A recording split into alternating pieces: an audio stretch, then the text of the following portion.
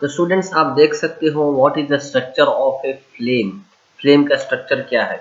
यहाँ पे आप देखिए सबसे पहले innermost zone of the unburned wax.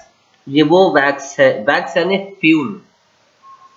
ये वो वैक्स है जो नहीं जल रहा, अनबर्न्ड। ठीक है, यानी ये धागा है जो कैंडल के अंदर लगा हुआ है। उसके बाद है middle zone of partial combustion, yellow colour की आग जो कि बीच की आग है, जो कि आधी पार्शियल कंबस्टन है। उसके बाद आता है हॉटेस्ट पार्ट, सबसे ऊपर वाला पार्ट जो है या के लिए सबसे हॉटेस्ट पार्ट है। It is also called as outer zone of the combustion, that is complete zone of the combustion. So last part जो होता है वो एक्चुअली हॉटेस्ट पार्ट होता है। ठीक है, आउटर जोन, जो कि आउटर जोन का जो पार्ट है आग का, फ्लेम का, वो हॉटेस्ट पार्ट है। मिडिल जोन जो है येलो कलर का होता है और आउटर जो जोन है ये एक्चुअली दिखने में ऑरेंज कलर का होता है। ये होता है different layers of Jones. First है इनर मोस्ट लेयर, सेकेंड है middle layer which is yellow in colour which is moderately hot.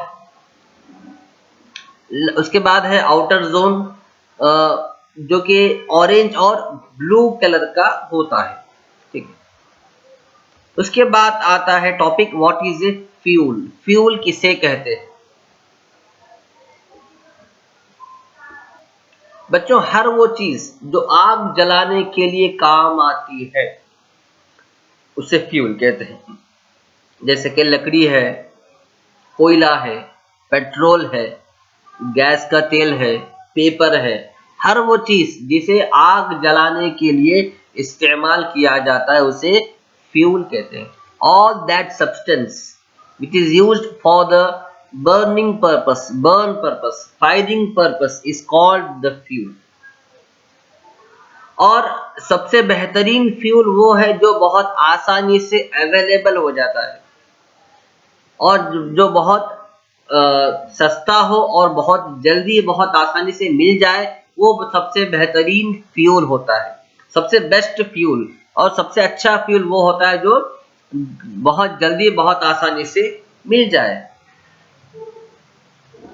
It produces a large amount of heat. It does not leave behind any undesirable substance. There is probably no fuel that could be considered as an ideal fuel. Okay, we should look for a fuel which fulfills most of the requirements of a particular use. Fuels differ in their cost. Some fuels are cheaper than others. Make a list. So students, there are variety of fuels. Kerosene is a fuel, LPG is a fuel, wood is a fuel, paper is a fuel, and we have to examine, we have to recognize which one is the best for us.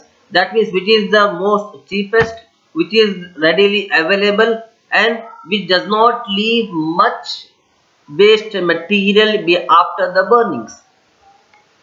तो बच्चों next topic है fuel efficiency. Students, efficiency का मतलब है the ability to give better results. Okay, the capacity of giving better result is called as efficiency. Fuel efficiency मतलब fuel की जो काबिलियत जिससे वो बेहतर आग दे, बेहतर हीट दे, अच्छी आग दे, अच्छी गर्मी दे, it is called as fuel efficiency. Okay, और फॉर एग्जाम्पल अगर आपके पास तीन चीजें रखी हुई हैं, एक है गोबर गैस, यानी दैट मीन्स वो जो वेस्ट होता है एनिमल्स का, गोबर, गाय का या फिर भैंस वगैरह का गोबर। दूसरी तरफ रखा हुआ है केरोसिन ऑयल, घासलेट। ओके, तीसरी तरफ रखा हुआ है पेट्रोल, एलपीजी गैस। तो आप किसे लेंगे और आपको कहा जाए कि कोई एक चीज लेकर आग जलाओ, तो आप किसे लेकर आग जलाएंगे? आप वही चीज लेंगे जो बहुत जल्दी से आग जला दे और बहुत ज्यादा आग जलाए। This is called as efficiency. Okay, that means if अगर आपको डेफिनेशन देना हो तो the amount of heat energy The amount of heat energy produced on complete combustion of 1 kg of fuel is called its calorific value. Okay. For example 1 kilo लकड़ी अगर आप जलाएंगे तो कितनी हीट जनरेट होगी, उसके उसे कहते हैं 1 किलो लकड़ी की calorific value. 1 litre kerosene oil जलाएंगे तो कितनी आग जलेगी, उसे कहते हैं calorific value of 1 litre of kerosene oil.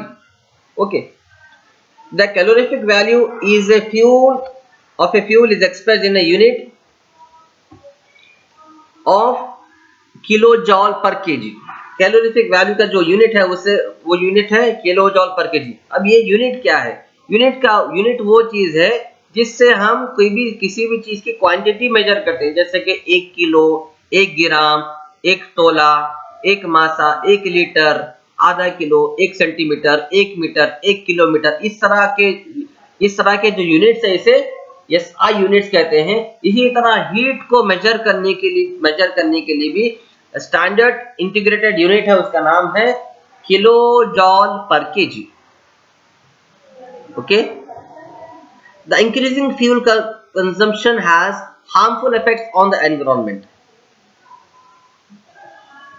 ज्यादा फ्यूल कंबशन यूज करने से हमारे एनवायरनमेंट को नुकसान है। वो नुकसान क्या है? First is carbon fuels like wood, coal, petroleum release unburned carbon particles. वो फ्यूल, आग जलाने का वो फ्यूल जिसमें कार्बन ज्यादा होता है, जैसे कि पेट्रोल है, वुड है, लकड़ी है और कोयला है, ये सारे चीजें कार्बन ज्यादा से ज्यादा क्वांटिटी में कार्बन रिलीज करते हैं। ये कार्बन रिलीज क्या है?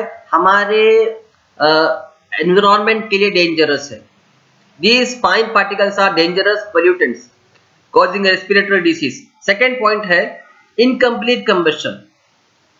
इनकम्प्लीट कंबशन मतलब आपने फ्यूल तो दिया, गैसलेट, लकड़ी वगैरह तो जलाया, लेकिन आधा जला आधा नहीं जला, इसे कहते हैं इनकम्प्लीट कंबशन। इससे क्या होगा?